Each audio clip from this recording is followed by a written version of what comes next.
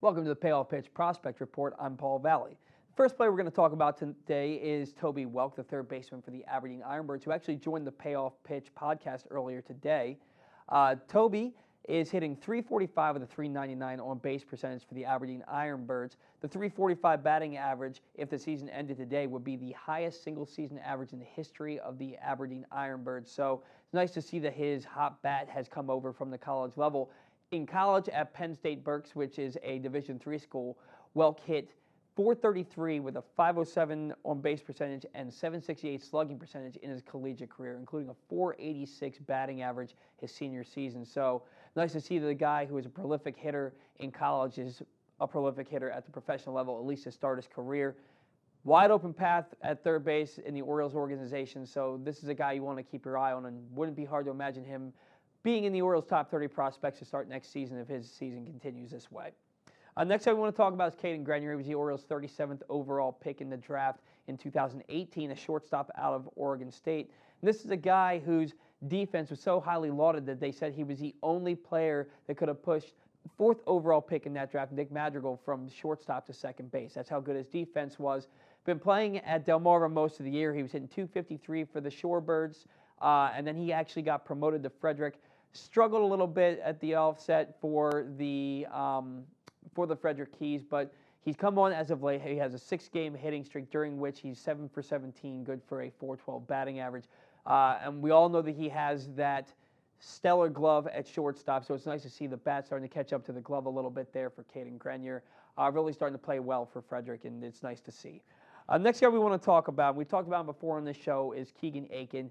He's likely the next full-time starter that's going to be promoted from Norfolk. If not this year, then probably he'll have an opportunity at a starting job in the Orioles rotation next year.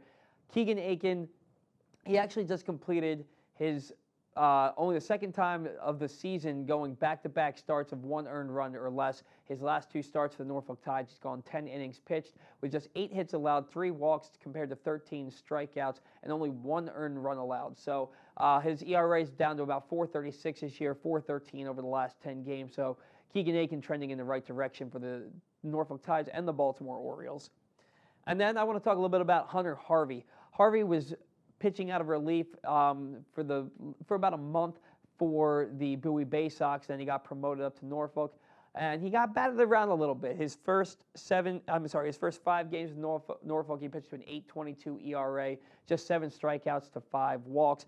Really wasn't pitching well, but he's really settled in his last 6 games. Hunter Harvey, his last 6 games, has pitched to a .113 ERA, allowing just 1 run over his last 8 innings with 12 strikeouts and no walks. So this is a guy who's really settling into his relief role for the Tides, pitching in the International League, which is using that juiced Major League ball right now. So he's really settling and pitching well, and I think this is a guy who we could see make his Orioles debut before too long to give them some help in the bullpen, especially since we already saw Dylan Tate, who's down at AA, who's now his teammate at Norfolk. So I think we're going to see Hunter Harvey sooner than later on the Orioles big league ball club. And then, of course, to end the prospect report, we're going to give you your weekly Adly Richmond update.